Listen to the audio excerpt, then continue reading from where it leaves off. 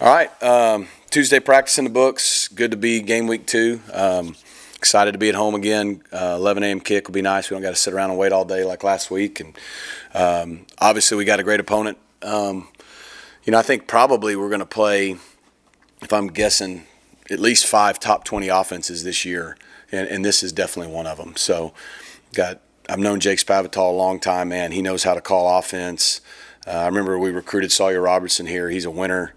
Got loads of skill players from receivers to tight ends to running backs, a huge offensive line. So our defense has their work cut out for them. And then offensively, we got our work cut out with Dave Aranda and that defense. I mean, Dave, shoot, as long as I've been an offensive coordinator, he's been an excellent defensive coordinator in our field, just well respected. I really appreciate him as a person. I think he does it the right way. And, they got a good football team. I know they took a loss in week 1, but if you look at it, they outgained them. They did a lot of things right. The kickoff hurt them, but that was a really good football game against a much improved Auburn team. So we got our work cut out for us in week 2. Excited to be playing at home. Our home crowd's awesome. I think we've already sold out student tickets again, so should be a lot of fun. They really struggled last week against Auburn's quarterback and kind of stopping his run. Yep. Kevin didn't do a whole lot of that, Mm-hmm. but we know what he can do. How do you see that as a capitalize? Yeah, it's funny when people watch games versus see a box score. Auburn ran for like 300 yards. About 150 of it were the quarterback, and probably 3 or 4 times he got out and scrambled, and then there was probably 2 or 3, maybe 4 times he had quarterback powers, including the one at the end for 30, 40 yards. And so I think those chunk plays really, the quarterback changes things in the run game, and that definitely hurt him. And so to your point, Kevin's feet give a defense trouble. And so hopefully that plus our running game can be good this week. We need to take a jump from week 1. At the same time, you look at Baylor, what they did, they limited some of the best receivers in America to about 100 yards passing.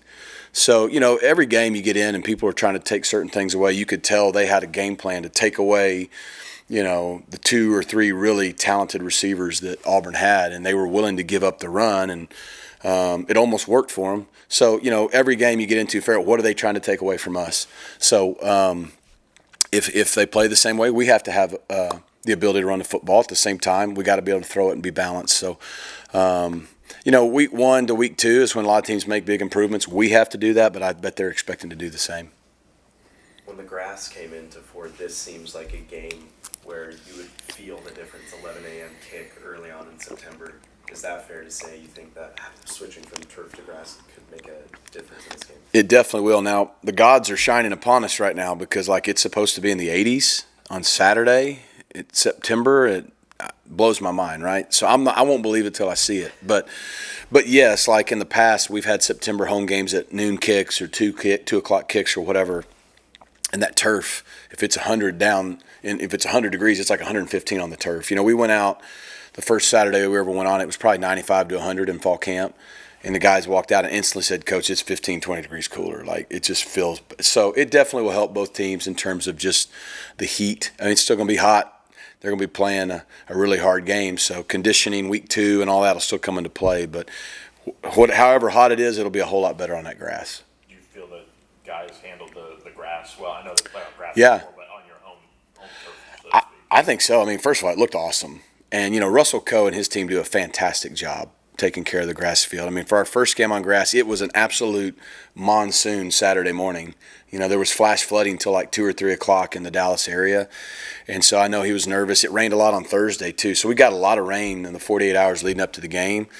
And by the time we got there for warm-ups, it wasn't even wet. The field drains great. It was prepared great. Nobody was slipping around. So we're excited. I mean, it usually takes a grass field a year to really settle. And, man, it played really great. And so we're hoping for good weather this week and a good track for both teams. Do you have any injury updates you could provide? Yeah, let's see. So, obviously, J. Hud went out and Kilgore went out both in the first quarter. Good news is both x-rays were negative, so there's no long-term fractures or breaks. I'd say they're both day-to-day. It could be anywhere from best-case scenario play this week to a few weeks, and everyone heals differently. But as bad as they both seemed at first, they weren't, and that's a blessing for both. So I would say we won't know till Friday if either would potentially be available this week. I'm trying to think I don't think we had any other major injuries. Zion went down. It was his good knee, not the old knee, and it was just a contusion. Just kind of got rolled up and scared him for a minute, but he's okay. I don't know if there's anybody else you guys are wondering about. How'd you feel RJ looked? Yeah, I think it was great for RJ to come out. We wanted to just get him a few drives. He still had 3 catches. It's good for him to play, get tackled. Anybody who's ever come back from a hard injury like that gets it. And so that part's out of the way now. And I think he's 100% healthy. He hasn't missed a practice all year. He's been awesome. I mean, he is rehabbed and prepared like a pro. And, they always say the best pros act like a pro before they're a pro. I couldn't be more proud of RJ and just this whole last year journey of what he's done to get back. He's probably 85%. I think each week he'll get a little better in terms of just his speed and agility, but in terms of confidence and health, he's good. And so he'll continue to get more each week, we hope. And then Zion's the same way. That was Zion's first football game in 3 years. The last time Zion played a game, Coach Justice and I were pretty much coaching at Miami. I mean, he may have played a tad the very next year. So for him to get a few drives, that was a big deal too. So hopefully for those guys, that gives them some confidence and they can continue to increase their volume. Rhett, Baylor, obviously another old Southwest Conference team. We know that the TCU series, we know what that's. Yeah. You guys have probably played more non-conference games against former Southwest Conference rivals than anyone. But with your guys' new standing in a power conference, does that stuff matter as much? And what is your thought that maybe those games are not going to be around as much, especially looking at the I'll say, yeah. I mean, our game is losing some of the regionality because of TV. Look, I know to our fans it matters. I may be wrong. I don't think we beat Baylor since 1986. And they came here, was it 14 the last time they came here? 14 or 16. I think 14 and we went there, and I mean they got after us pretty good back then, right? I mean, this is a new SMU, it's a new day, but we haven't beaten Baylor since anybody on our team was even remotely thought of being alive. You know what I mean? And so so the games matter to our fans because the Southwest Conference, we all know the history of what the Southwest Conference was. So that is important. And then you just think proximity. I mean, from recruiting, a lot of these guys, I always look at it from a player standpoint when you have these games, whether it's us and TCU, us and Baylor, us and Houston. It's more that these guys all grew up playing together and probably were all recruited by similar schools. And so I think that adds to it. I bet our guys have a lot of friends on that team and vice versa, and same thing in coaching. Like I said, I think the world of Dave Aranda. I think the world of Jake Spavital. But on Saturday, we both, including them, want to win. But I do think you're going to see, it's good for the game, but at the same time, you're looking at the way probably other schools are going. I mean, Baylor just played a great, national game against a team like Auburn. We're going to continue to do the same with the Notre Dames, the Oklahomas, the LSUs. And it's just kind of the new normal in college football now. And if we've learned anything in college football, just wait a few years and who knows what it'll look like. So, how much do you know about the old Southwest Conference? I know a lot. I grew up in Arkansas. And my first 10 years of my life, it was the Southwest Conference. And I know the history of Arkansas. I know the history of SMU. In Arkansas, when you grew up, it was you with all the Texas schools. And you'd come to Dallas to Reunion Arena for the Southwest Conference tournament. The Cotton Bowl was the goal. It was the prize. And I remember 88 and 89, Arkansas played in the Cotton Bowl, played UCLA and Troy Aikman one year, played Tennessee one year. And so, those are big deals, right? I also remember 1992, and I remember when the Southwest Conference broke up because Arkansas decided to go to the SEC. And then, Texas, and they went to the Big 12. And so, I remember all that. I remember Arkansas playing SMU when I was young, and so I got great respect for what the Southwest Conference was, all the schools that were part of it. I grew up watching coaches like Grant Taft coach at Baylor. So, it's neat. I mean, and I think that's what makes it good for our fans. The offensive line kind of shuffled throughout Saturday's game. What did you take away after getting a chance to look at that film? And do you feel like you guys are closer to finalizing that? Yeah, and I don't think we really shuffled too much early on. I mean, with Chamblee being out last week and Alex Woods being out, we're still probably a little limited on all the shuffling we can do. I mean, I thought Bates had a solid game at center. I thought, I mean, PJ was like the second highest graded tackle in America in week 1.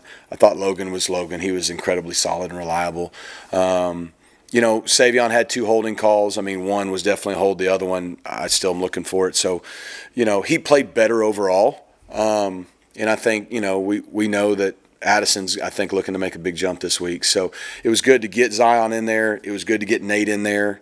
You got to have 7 or 8 guys, and in the first game, you definitely want to rotate as you get into the season. There's not much more to find continuity. Is to get guys reps, get them fresh. It's great to get Draymond and Abel in there because those are 2 freshmen that I think, again, you look up to conference or week 5, 6, 7, 8, like they're going to be at a different level, and they're probably going to have to help us at some point this year. So, I don't think you'll see a ton of shuffling just to shuffle. If it is, it'd be to give a guy a blow. Or because I think we feel solid about our guys and who we just got to. We know the areas we got to get better this week as a unit. What makes Sawyer Robertson and their passing game in particular difficult? Yeah, well, Sawyer's just tough. He's a competitor. I mean, like I said, I remember sitting at the Chick-fil-A with him here and his dad when we recruited him on campus, and he ended up going to Mississippi State, I believe, and then transferred to Baylor and ended up. Wasn't the guy they brought in to be the starter and just found a way to be the guy. And what he did last year for them was really incredible. And you just watch him even the other night, the toughness. I mean, he was getting hit and he pops up. He delivers the ball. He's a competitor. He can extend plays. He can tuck it and run if he needs to. And he gives his guys chances. He throws with elite confidence. But I think he just gives them leadership, toughness, and edge, and that's what you want at the quarterback position. So make no mistake, we know we're going to have to beat these guys on Saturday because they're really good, and they're going to be a hard challenge to overcome. And then, the jump from week 1 to week 2 as far as tackling, how do you feel that look? And then Bryson Washington and what issues he presents for Baylor. Yeah, we had sometimes we didn't tackle great in space the other night, but then we had sometimes we did. It's going to be a different thing with these guys. I mean, every position, the slot receiver is unbelievable. I remember Michael Trigg. We recruited him out of high school when I was at Miami out of Tampa. I mean, he's massive. He's a matchup problem like our tight ends are. Their outside receivers are good. Obviously, Bryson Washington and the freshman running back are both really good. And that line is big. I mean, they lean on you. They get downhill. They have the RPO game, which puts you in conflict. They can spread you out really, really wide and get those one-on-one matchups and get the ball in space. And so I think tackling in space is going to be huge for both teams. And so you do hope week 2, now that you played a game, even the older guys, the Zays in the world, like that, they'll be crisper in week 2 and tackling in space, and I expect us to be.